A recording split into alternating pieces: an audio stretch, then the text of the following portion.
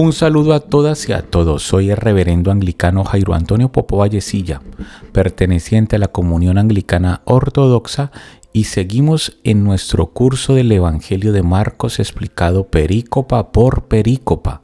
Ya estamos en el capítulo 12. Hoy iniciamos con la perícopa Cristo, Hijo y Señor de David. Capítulo 12 del versículo 35 al 37.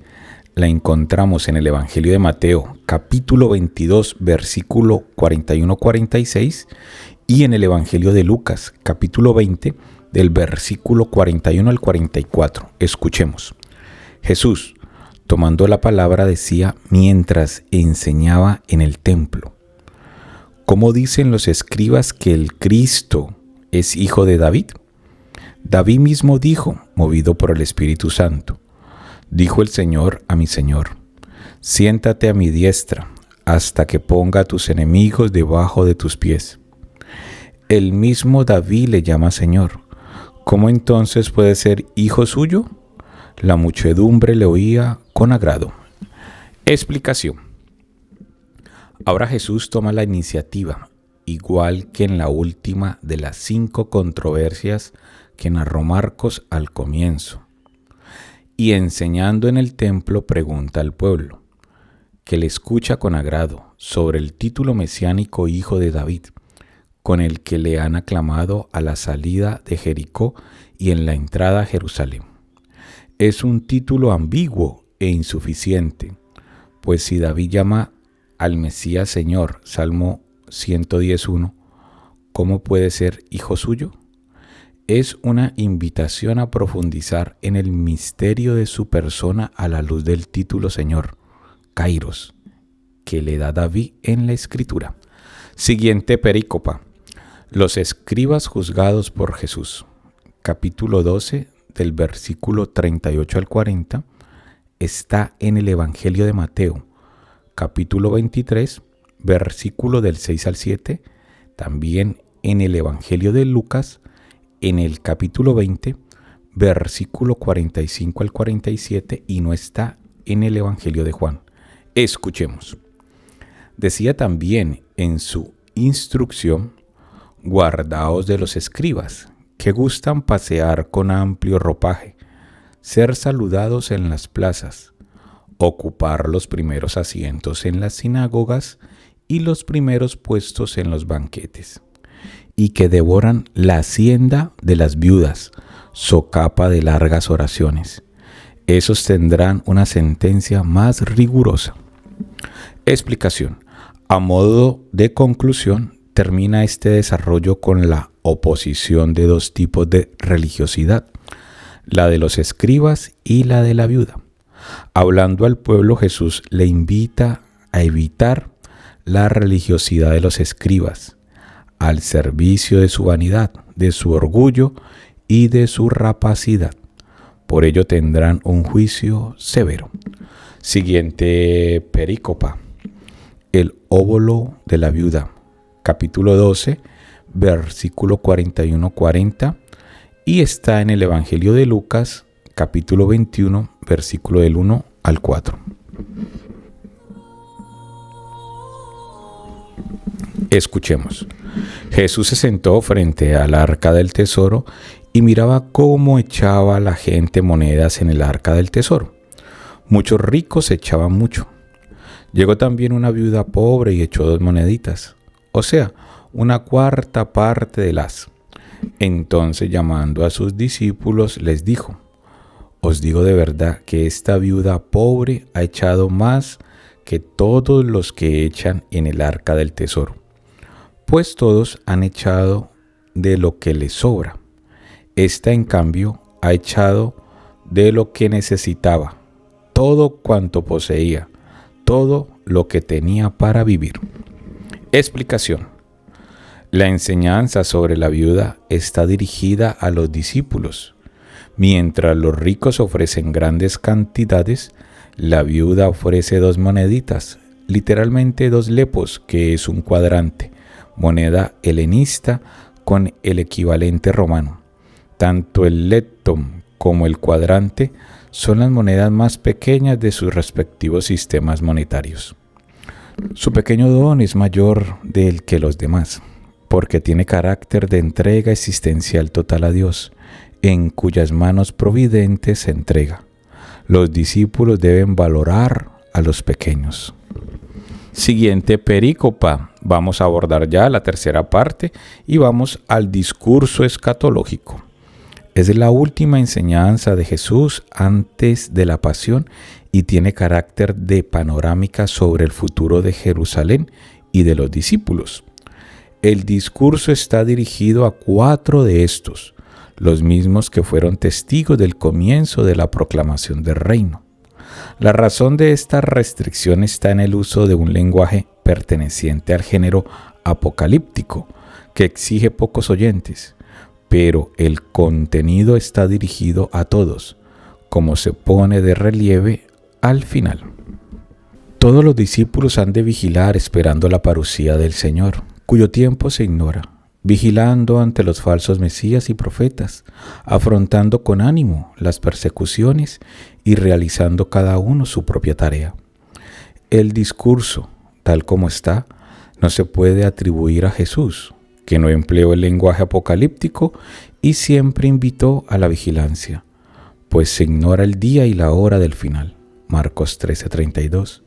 El origen concreto de este discurso, tal como aparece en Marcos, es muy discutido, pero existe un relativo consenso en que se trata de la reelaboración cristiana por parte de Marcos de un documento apocalíptico inspirado en Daniel, que se había divulgado entre las comunidades cristianas durante la rebelión judía contra Roma, entre los años 66 y 70.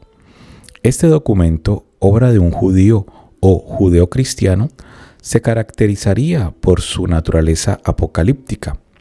La apocalíptica suele ofrecer una visión del futuro, inspirándose para ello en la palabra de Dios contenida en la Biblia, pero pone a su lado otro manantial, al que también atribuye un origen divino y que prácticamente anula al primero, la revelación por medio de una visión.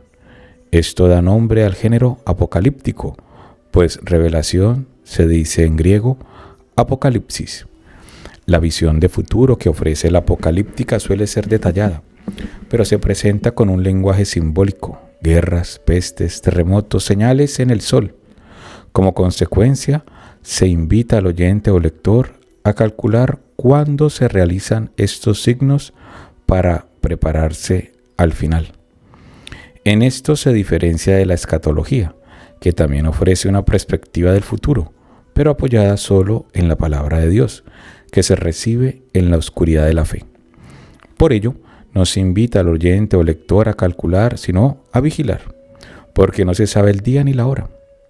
En perspectiva cristiana, lo correcto es la escatología, que exige vigilar, no la apocalíptica y sus cálculos. El documento apocalíptico que, según esta hipótesis, circularía entre los cristianos, desarrollaba la predicción de Jesús sobre la destrucción del templo, presentándola como comienzo de la parucía de Jesús y del fin del mundo, ofreciendo pistas para saber cuándo será. Primero se oirán una serie de signos, después se verán otros signos. Finalmente llegarán aquellos días en cuya primera parte habría un gran cataclismo y en la segunda tendría lugar la parucía. Como este tipo de literatura era del agrado del pueblo, una manera de invalidar el documento fue intercalar en el conjunto una serie de sentencias de Jesús sobre la necesidad de la vigilancia y su razón. No se sabe el día ni la hora. Deja así sin sentido probativo a los signos del documento apocalíptico, pero mantiene su estructura general y asume su sentido básico, en el que coinciden escatología y apocalíptica. La historia camina hacia un fin, cumplimiento de las promesas de Dios. El resultado es un discurso en el que sigue presente el tema de los signos del final, pero sin fuerza probativa, y en el que el tema básico es escatológico. La historia camina hacia un final, prometido por Dios, y que consiste en la parucía de Jesús, que vendrá a reunir a sus elegidos. Como se desconoce el cuándo, hay que vivir en constante vigilancia para superar las dificultades futuras, falsos mesías, falsos profetas y persecuciones. Introducción, capítulo 13, versículo del 1 al 4, Mateo 24, 1, 3 y Lucas 21, 5, 7, y no está en el Evangelio de Juan. Escuchemos. Al salir del templo le dice uno de sus discípulos: Maestro, mira qué piedras y qué construcciones. Jesús le dijo: ¿Ves estas grandiosas construcciones? No quedará piedra sobre piedra que no sea destruida. Estando luego sentado en el monte de los Olivos frente al templo, le preguntaron en privado Pedro, Santiago, Juan y Andrés: Dinos, ¿cuándo sucederá eso? ¿Y cuál será la señal de que todas estas cosas están para cumplirse? Explicación.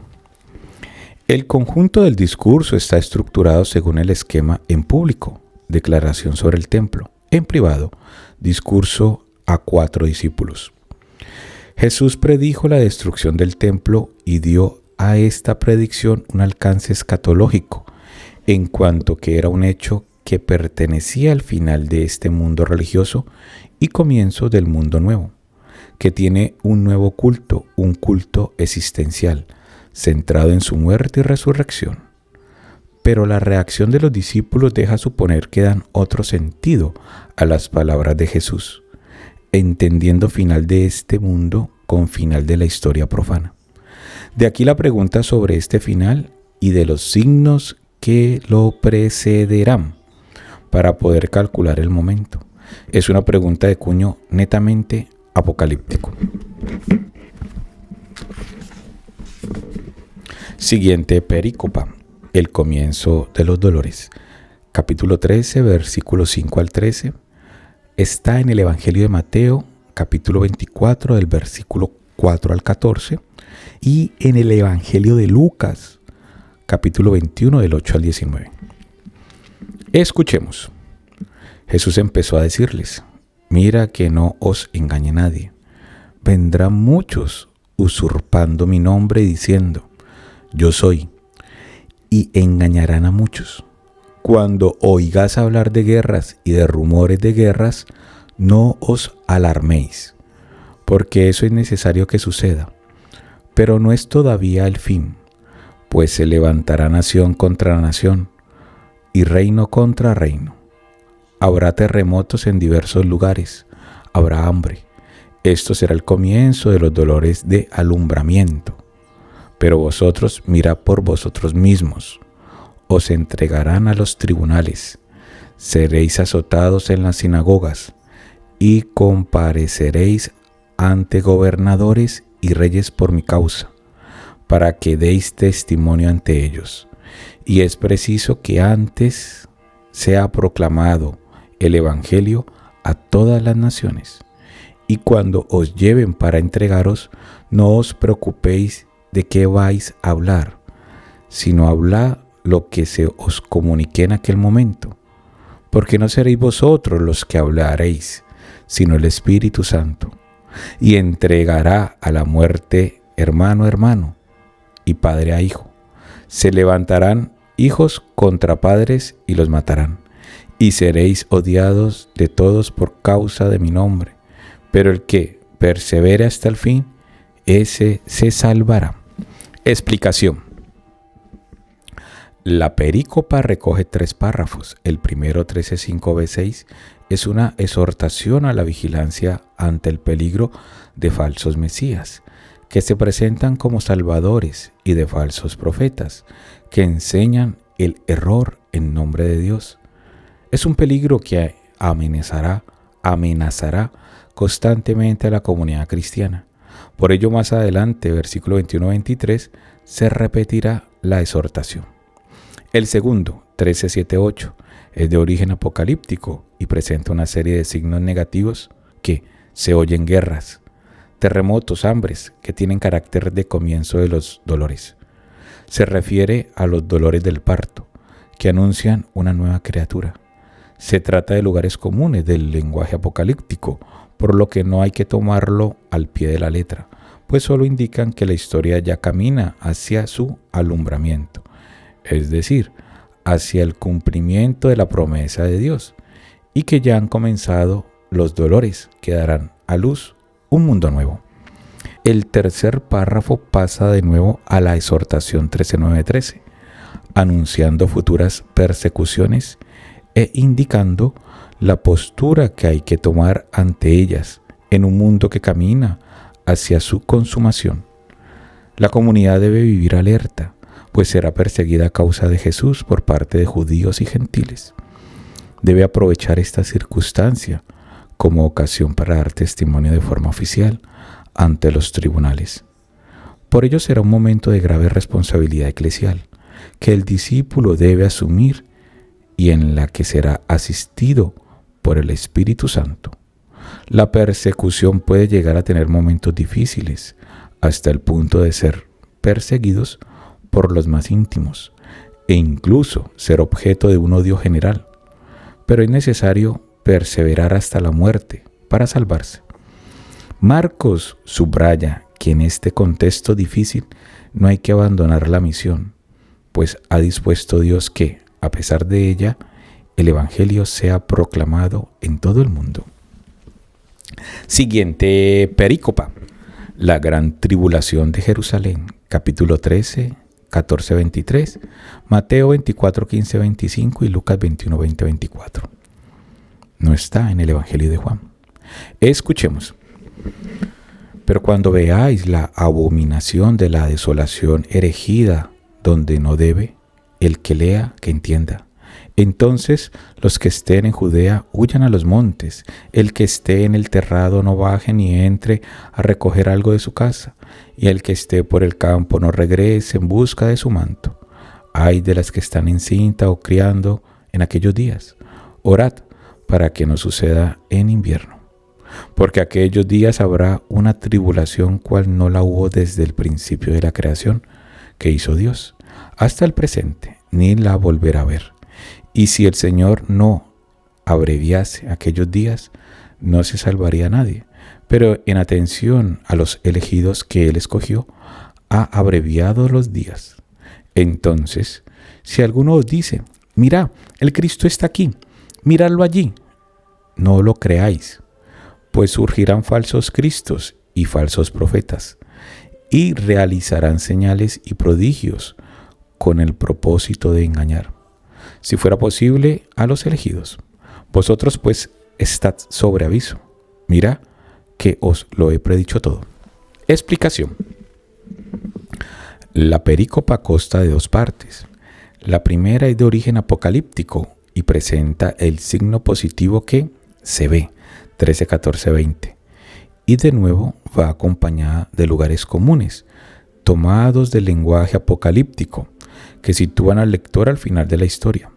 El signo que se ve es la abominación de la desolación, Daniel 9:27, Daniel 11:31, Daniel 12:11 y 1 Macabeos 1:54, donde la expresión evoca la estatua de Zeus olímpico, a quien se consagró el templo de Jerusalén. Vea 2 Macabeos 6:2, que aquí se concibe como un personaje, el anticristo. Ante su presencia hay que huir, pues van a comenzar los días finales, cuya primera parte se describe con lenguaje tópico, gran tribulación, Daniel 12:1, que Dios abreviará en atención a sus elegidos. La segunda parte es de tipo escatológico y recoge de nuevo la exhortación de Jesús a vigilar, pues surgirán falsos cristos y falsos profetas, realizando señales y prodigios capaces de engañar, incluso a los mismos elegidos, si Dios lo permitiera. Ver 2 de Tesalonicenses 2:9-13. Bueno, mis hermanos y mis hermanas, hoy terminamos esta clase y nos vemos en la siguiente. Hasta pronto.